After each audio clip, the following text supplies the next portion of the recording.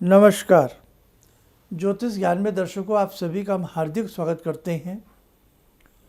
आइए आज नवरात्र के ऊपर विशेष प्रकार की चर्चा आपके संग की जाए। क्या है नवरात्र? नवरात्र हम क्यों करते हैं? नवरात्र से हमारा क्या तात्पर्य है? और जगदम्बा की पूजा अर्चना हम किस प्रकार से करें? देखो, ये जीवन है मेरे दर्शकों। इस जीवन में अच्छी चीज़ें जीवन में बहुत कम शामिल होती हैं और व्यक्ति का मन मस्तिष्क बुरी चीज़ों की तरफ जल्द दौड़ता है। अच्छी चीज़ों के प्रति भगवती की ही इच्छा होती है, तब ऐसा होता है। बहुत लोग आप में से ऐसे हैं जो लंबे समय से नवरात्र का पारायण करते हैं, लेकिन किसी वर्ष नहीं कर पाते। आप में से बहुत लोग ऐसे हैं जिनके घर में हर प्रकार के सुख संसाधन हैं, लेकिन भगवती की इच्छा नहीं है कि आप इस प्रकार का कोई क्रियाकलाप करें। इस बार के नवरात्र बहुत खास हैं। क्यों खास हैं? इस जीवन में आप जितना अच्छा कर लेंगे, आपके काम आएगा। परम पूज्य गुरुदेव पंडित श्री राम शर्मा जी ने कहा है कि जीवन का एक एक क्षण अच्छी बातों के लिए लगा देना चाहिए। श्रीमद् भागवत गीता में 700 श्लोक हैं। भगवान श्री कृष्ण ने 576 श्लोकों में जीवन के रहस्य का मर्म बताया है और कर्म फल के सिद्धांत की बहुत शानदार तरीके से भगवान श्री कृष्ण ने व्याख्या की है। ये भी कुछ अद्भुत ही संयोग है कि श्रीमद् भागवत गीता में भी 700 श्लोक हैं और दुर्गा सप्तशती में भी 700 श्लोक हैं। सप्त श्लोकी, सप्त किसको कहते हैं? 7 को। दुर्गा सप्तशती, सप्त 7, शती 100 श्लोकी, जिसमें 700 श्लोक हों, इसलिए इसका नाम दुर्गा सप्तशती पड़ा। समझ गए आप? समझ में आ गया होगा। 29 तारीख का प्रथम नवरात्र है, तो सबसे पहले हम बात यहाँ से स्टार्ट करते हैं कि हम कुंभ की स्थापना, घट की स्थापना कितने बजे करें। इस चीज़ को लेकर के हर वर्ष आपका मन मस्तिष्क भ्रमित होता है। हमेशा कुंभ की जो स्थापना की जाती है वो हम शुभ लाभ की घड़ियों में करते हैं, तो हमारे लिए बहुत अच्छा रहता है। कसकुट अलग होता है, पीतल अलग होती है। इनमें से किसी भी पात्र को करें, सोने का, चांदी का, लेकिन न लोहे का न स्टील का। अब बड़ा चलन है कि हम लोग स्टील के कलश स्थापित घर में कर लेते हैं, वो तरीका हमारा गलत है। स्टील ना करें। अब आपको उसके साथ में एक ज़रूरत पड़ेगा। खेती आप लगाते हैं, जौ लगाते हैं ना, इस जौ लगाने की प्रक्रिया को क्या कहा जाता है? कर्मकांड की भाषा में जयंती लगाना। जयंती, इसको जयंती कहते हैं। कलश स्थापित करें अच्छे से, और कलश के आजू बाजू में जहाँ भी आपके पास स्थान हो, उसमें बरेती, बालू, शुद्ध मिट्टी छनी हुई बढ़िया पवित्र स्थल की, उसमें आप ये जौ रोप दें। पहले दिन मिट्टी नम होती है, गीली होती है, हल्का पानी डालें, बहुत ना के बराबर। जब वो 1-2 दिन में अंकुरित हो जाएं, तब उसके बाद हल्का हल्का पानी डालें। अब बहुत लोग, अब देखो, वहम आपके अंदर है। क्या? आपकी खेती नहीं होती, जयंती नहीं होती, जौ नहीं उगते, आप भगवान को दोषारोपण करते हो, माता रानी नाराज हो गया। पानी आपने इतना डाल दिया, बीज है वो गल गया, उत्पन्न नहीं हुआ। तो ये सावधानियां आपकी अपनी होती हैं। अब कलश स्थापना किस तरफ की जाती है ये सुन लें। भगवती के हमेशा दाहिनी तरफ कलश रखा जाता है, घट स्थापना की जाती है। भगवती के दाहिनी साइड में, राइट साइड में आपका लेफ्ट, भगवती का राइट। मूर्ति चतुर्भुजी हो, 4 भुजाओं वाली हो, अष्टभुजाओं वाली हो, नेत्र सुंदर शानदार तरीके से आपको निहारते हों, सिंह का मुंह चित्र में बंद हो, अति उत्तम। लेकिन बंद मुंह वाली मूर्ति नहीं मिलती, तो जैसी मिले वैसी रखें।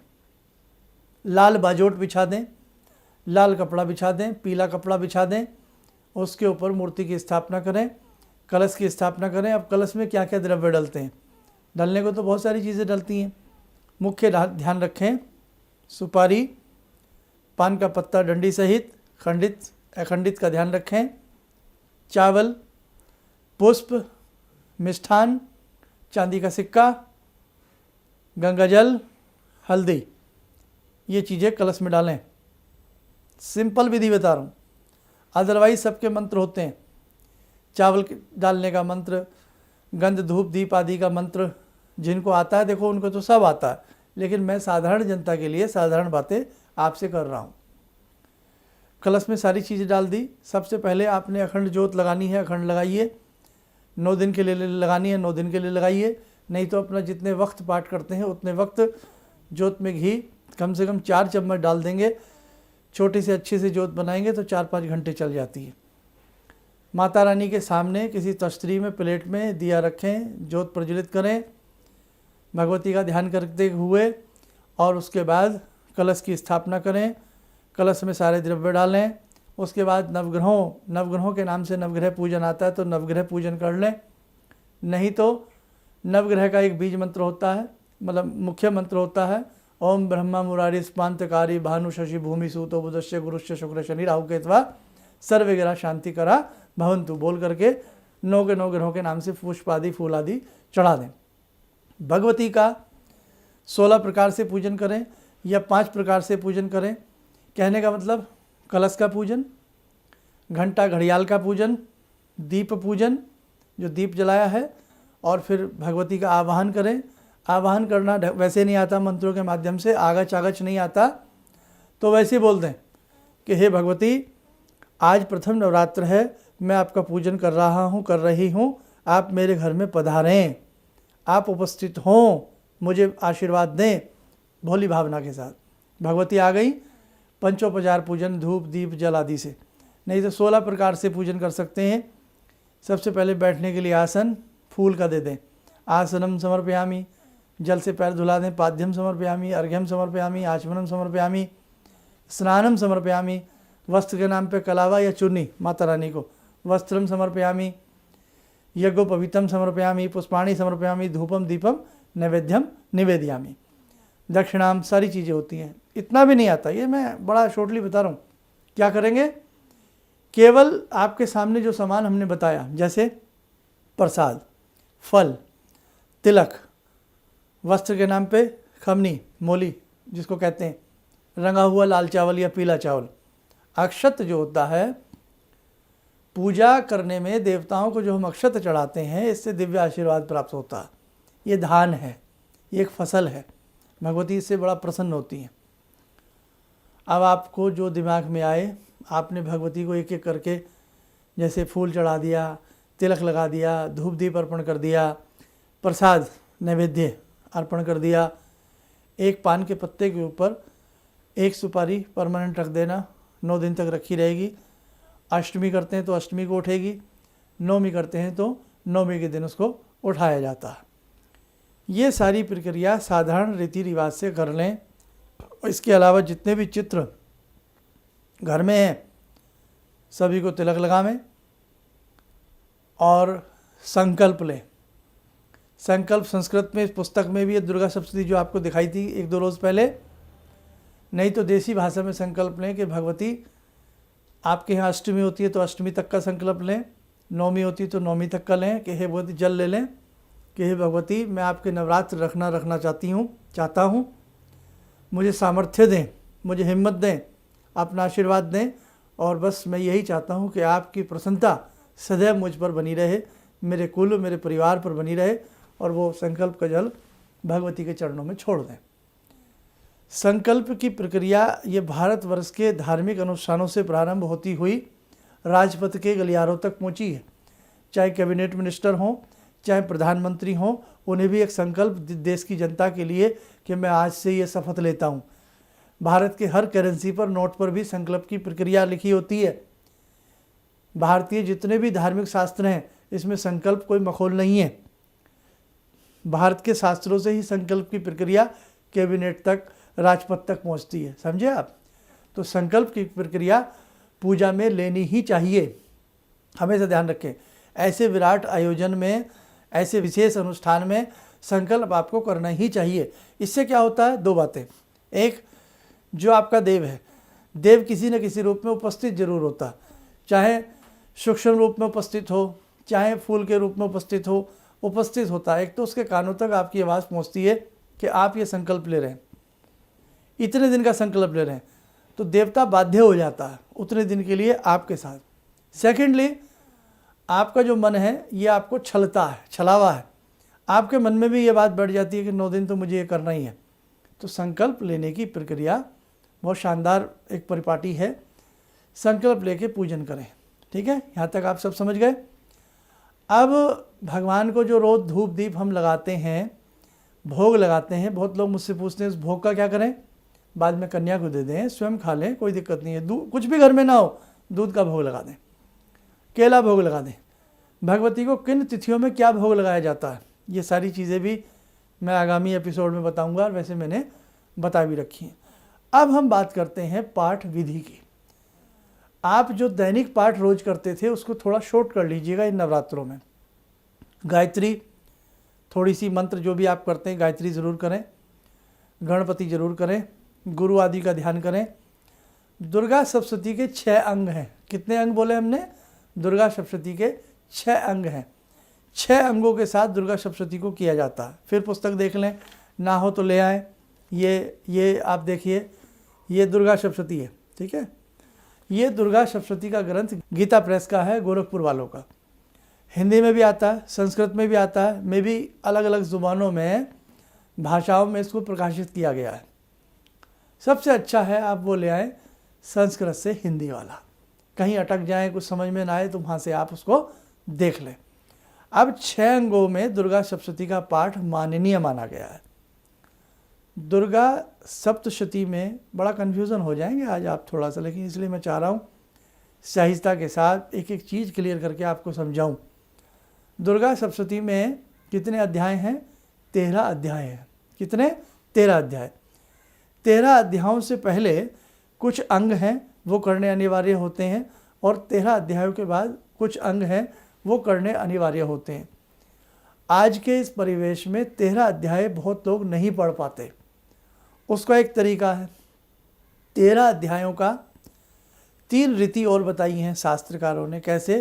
प्रथम चरित्र, मध्यम चरित्र और तृतीय चरित्र। उत्तम चरित्र भी इसको कहते हैं। प्रथम, मध्यम और उत्तम। कभी भी किसी एक चरित्र के साथ पाठ का समापन नहीं होता, बदल बदल के तीनों चरित्र किए जाते हैं। आज प्रथम कर लिया, कल मध्यम, फिर उत्तम, फिर प्रथम, मध्यम, उत्तम। ये विधि आप छोड़ दीजिएगा अगर आपसे नहीं आती, या फिर 13 अध्याय रोज पढ़िए, या फिर एक बहुत आसान विधि अभी मैं आपको बताऊंगा। आप जानते हैं एक बात, इसकी प्राचीनता दुर्गा सप्तशती की, रावण भी दुर्गा सप्तशती पढ़ता था। अब आप देखिए कितना प्राचीन ग्रंथ है। इस दुर्गा सप्तशती में एक प्रयोग होता है निकुंभला विधि। शास्त्र कहते हैं कि रावण निकुंभला विधि से दुर्गा सप्तशती का पाठ किया करता था। वो विधि आज की समय में अप्राय है, वो लोगों को समझ नहीं है। जैसे मृत संजीवनी मंत्र को शुक्राचार्य ने जीवित करके रखा था कि मुर्दे के ऊपर भी मृत संजीवनी मंत्र का जल मार दिया, मुर्दा राम राम करके खड़ा हो जाता था। लेकिन आज वो विद्याएं नहीं है। क्यों नहीं है? हम वो विद्यार्थी नहीं हैं। हमारा खान पान, रहन सहन, बातें, सारी चीज़ें अब बदल चुकी हैं। अब तो खाना पूर्ति हो जाती है कि नवरात्र आ गए, किसी तरह से 9 दिन बीत जाए, साधक का मन भी वो बात नहीं रही है। लेकिन फिर भी आज अच्छे साधक भी हैं, इस बात का आप ध्यान रखें। अब देखो, हमने कहा था दुर्गा सप्तशती अपने पास रखें। सबसे पहले दुर्गा सप्तशती जब हम खोलते हैं, प्रणाम करके खोलें। प्रथम दिन दुर्गा सप्तशती के प्रथम पेज पर जो दुर्गा माता आवरण चित्र में है, तिलक लगा के खोलें। ध्यान रखें, ऐसे ना खोलें, भगवती हैं ये। आप दुर्गा सप्तशती का एक एक पन्ना जब खोलते हैं ना, तो भगवती का हृदय खोलता है, भगवती के दिल को टटोल रहे हैं आप एक एक पेज के साथ, बहुत कीमती तरीके से। अब सबसे पहले हम आपको लिए चलते हैं इंडेक्स में, विषय सूची में। विषय सूची में आ जाइएगा आप। प्रतिदिन सबसे पहले आपको पाठ विधि पे जाना है। किस पे? पाठ विधि पे। पाठ विधि है पेज नंबर 13। पेज नंबर 13 पर जब हम जाते हैं तो पेज नंबर 15 पे आपने सुना होगा दुर्गा सप्तशती कीलित है, दुर्गा सप्तशती श्रापित है। तो श्राप विमोचन के लिए और कीलन के उत्कीलन के लिए हमें 3 मंत्र पढ़ने पड़ते हैं। सबसे पहले वो 3 मंत्र, और जब पूरी दुर्गा सप्तशती जैसे बताऊंगा वो पढ़ने के बाद फिर 3 मंत्र वो दोबारा से पढ़ने पड़ते हैं। पहला मंत्र 7 बार, दूसरा मंत्र 21 बार और तीसरा मंत्र फिर 7 बार। शुरू बाद वाले 7-7, बीच वाला 21 बार पढ़ेंगे आप, ठीक है। मंत्र ओम ह्रीं क्लीं श्रीं क्रां क्रीं चंडिका देव्यै शाप नाशन उग्रहम कुरु कुरु स्वाहा। यहाँ से प्रारंभ करेंगे, पढ़ोगे तो तीनों चीज़ें मिल जाएंगी। अब इसके बाद क्या करते हैं, आप कवच पढ़ेंगे, हिंदी में पढ़ लें, संस्कृत में पढ़ लें, as you like. Page number 19 Durga Kavach. Page number 19 के बाद 30 अर्गला स्तोत्र, फिर कीलकम 36 नंबर पर है, 36 पे कीलकम। ये 3 अंग ऐसे हैं जो प्रतिदिन पढ़ने पड़ते हैं और प्रतिदिन कीलन उत्कीलन का शाप विमोचन के मंत्र पढ़ने पड़ते हैं। इसके बाद तंत्रोक्त रात्रि सुक्तम, पेज नंबर 43 पर आप खोल लेना इसको। इसके बाद नवारण मंत्र की 1 माला या 5 माला। नवारण मंत्र ऐं ह्रीं क्लीं चामुंडाई विच्चे। अगर आपको लगता है कि आपके पास इतना समय नहीं है तो 1 माला कर लो। नवारण मंत्र है आपका पेज नंबर 52 पर। आपको अंगन्यास करने नहीं आते तो मत करिए, केवल आप नवारण मंत्र को साधारण भाषा में 1 मंत्र 1 माला कर लीजिए उसकी, ठीक है। अब इसके बाद 13 अध्याय प्रारंभ होते हैं। 13 अध्याय में समय है तो 13 अध्याय रोज या प्रथम चरित्र, मध्यम चरित्र, उत्तम चरित्र के हिसाब से कर लें, पुस्तक में वर्णित है। ये नहीं आता तो मैं बहुत आसान विधि बता रहा हूँ, नोट कीजिएगा। पहले दिन पहला अध्याय, 29 तारीख को पहला अध्याय पढ़ेंगे। पहले दिन पहला, दूसरे दिन दूसरा, तीसरा, तीसरे दिन चौथा, चौथे दिन 5वां, 6वां, 7वां, 8वां, 5वें दिन 9वां, 10वां, 6ठे दिन 11वां, 12वां और 7वें दिन 13वां। सप्तमी तक ये 13 अध्याय पूरे हो जाते हैं। अष्टमी को आप कन्या पूजन कर सकते हैं, कलश विसर्जित कर सकते हैं। और यदि आप नौमी करते हैं तो नौमी में आप क्या करें, जिस दिन अष्टमी का दिन बच गया उस दिन आप सिद्धकुंजी का पढ़ लें, सप्तश्लोकी कर लें, नवारण मंत्र की अधिकता बढ़ा दें और नौमी के दिन कन्या पूजन कर लें। अब पुनः आ जाइए। दुर्गा सप्तशती के कितने अंग? 6 अंग। 6 अंग में पहले 3 अंग कवच, अर्गला और कीलक। उसके बाद नवारण रात्रि सुक्तम, नवारण मंत्र, पहले दिन पहला अध्याय। अब अध्याय पहला हो गया। उसके बाद आइए, अध्याय के तुरंत बाद नवारण मंत्र। हमेशा नवारण मंत्र अध्याय के शुरू में और अंत में जरूर पढ़ा जाता। उसके बाद पेज नंबर 189 पर है तंत्रोक्त देवी सुक्तम, इसको पढ़ेंगे। इसके बाद 3 रहस्य हैं, प्राधानिक रहस्यम, वैकर्तिक रहस्यम, मूर्ति रहस्यम। समय है तो तीनों रहस्य प्रतिदिन पढ़े जाते हैं। उसके बाद क्षमा प्रार्थना, आरती आदि की जाती है। फिर सुने, माइंड को होश पोछ ना करें। मेरी इस वीडियो को 10 बार सुने। पहले दिन जोर पड़ेगा, लगेगा दिमाग कैसा हो गया, क्या क्या बता रहे हैं शर्मा जी। 4 बार ध्यान से पढ़ेंगे और भगवती का ध्यान करके सुनेंगे कि मुझे भगवती आपके नवरात्र इस बार करने हैं। तो देखो, मैं आपका क्या लगता हूँ, आप मेरे क्या लगते हैं, लेकिन जाने अनजाने में मेरा आपका कोई रिश्ता है ज़रूर। इसलिए आप मुझे सुन रहे हैं, इसलिए मैं आपको समझा रहा हूँ, कोई रिश्ता है। भगवती रिश्ते बनाती हैं, इसलिए ध्यान रखें। क्या कहा है? ओम ज्ञानी नाम अपि चेतांसी देवी, कि हे भगवती आप पाषाण से पाषाण हृदय के अंदर मोह उत्पन्न कर देती हैं। अब ऐसे दुर्गा सप्तशती का प्रतिदिन पाठ करना है। और एक विशेष चीज़ हमारे सभी दर्शक ध्यान रखें, अगर आपसे इतना नहीं होता तो प्रतिदिन सप्तश्लोकी के 5 पाठ या 7 पाठ पढ़ लें। इसी पुस्तक के पहले पेज पर है। सिद्ध कुंजिका पढ़ लें और नवारण मंत्र जो मैंने बताया है, एम ह्रीम क्लीम चामुंडाई विच्चे, इस नवारण मंत्र की 5 माला, 9 माला, 11 माला, 21 माला, जितना समय आप पढ़ लें। क्योंकि ऐसे भी बहुत लोग हैं जिनसे पुस्तक नहीं पढ़ी जाती, ऐसे भी बहुत लोग हैं जिनकी आंखों से नहीं दिखता, ऐसे भी बहुत लोग हैं जो हिंदी और संस्कृत नहीं जानते। तो इसीलिए आप नवारण मंत्र किसी से सीख लें, चलते फिरते पूरे दिन भर नवारण मंत्र पढ़ें, बैठ के भी नवारण मंत्र पढ़ें। एक चीज़ और ध्यान रखें, भगवती के 2 सारथी, दुर्गा सप्तशती के 6 अंग हमने बताए, 3 शुरू में और 3 बाद में, तीनों रहस्य, बीच में पाठ, 3 अंग शुरू के, कवच, अर्गला, कीलक, और बीच का पाठ, और फिर लास्ट के 3 अंग, तीनों रहस्य। तो ये 6 अंग दुर्गा सप्तशती के माने गए हैं। भगवती के 2 प्रहरी, एक हनुमान और एक भगवान बटुक भैरव। तो दुर्गा सप्तशती में हनुमान जी की साधना थोड़ी करें, ज़्यादा करें, ज़रूर करें। जैसे मैंने लास्ट ईयर दशहरे पे हनुमान जी के कुछ मंत्र आपको बताए, वो पढ़ लिया करें, मंत्र सिद्ध हो जाएगा पुस्तक के साथ। अब भैरव जी की बात करते हैं। भैरव की अष्टोत्तर नामावली। भैरव जी के 3 रूप हैं, तामसी, राजसी, सात्विक।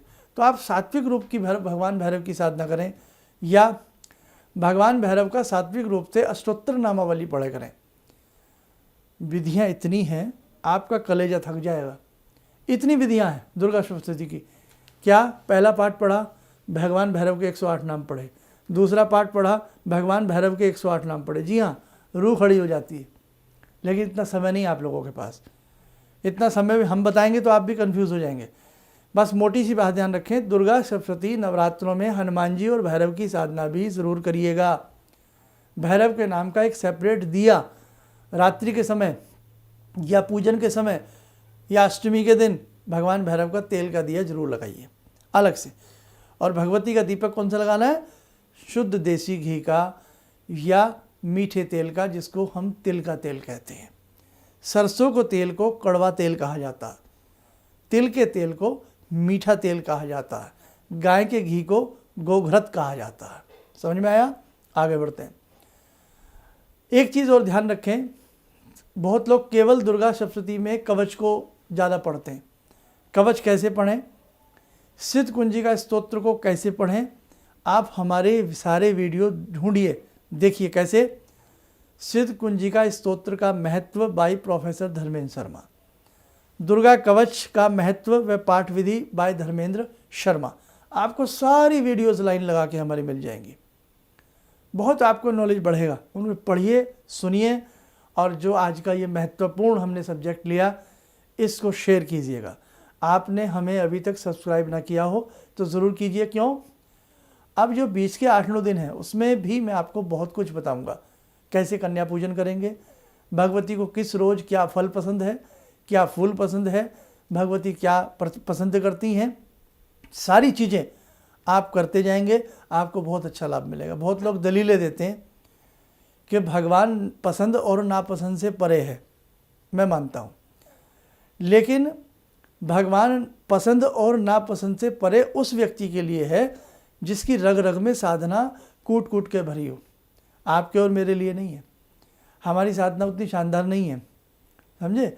आप बच्चों की पसंद से भी भोजन बनाते हैं, मेहमान की पसंद का भोजन बनाते हैं ना, कि अंकल जी ये खाते हैं, आज उन्हें ये बनाएंगे, अंकल जी आ रहे हैं, चाचा जी आ रहे हैं, फूफा जी आ रहे हैं, बुआ आ रही है, ये बनाएंगे। तो भगवती के पसंद का क्यों नहीं आप लगा सकते भोग? क्यों? तो ऐसे ही शास्त्रों में कहा है, कुछ विशेष तिथियाँ हैं जिसमें यदि भगवती को ये भोग लगाया जाए तो वो अति प्रसन्न हो जाती हैं।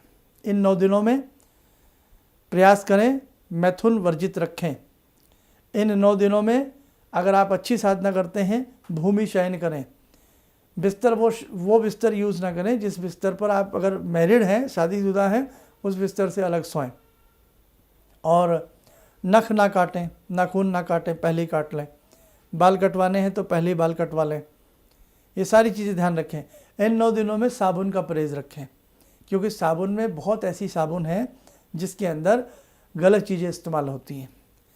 सौंदर्य प्रसाधन की चीज़ों से दूर रहें।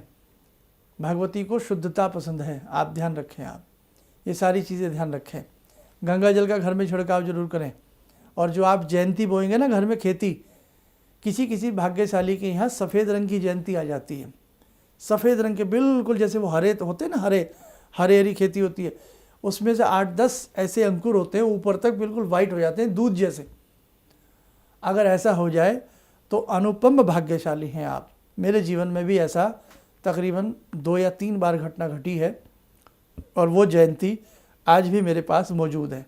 उसको कैसे रखते हैं, क्या करते हैं, वो मैं आपको अपने आगामी अंकों में बताता रहूँगा। आज के लिए बस इतना ही। इन्हीं शब्दों के साथ हम अपनी वाणी को विराम देते हैं। जय माँ इंद्राक्षी।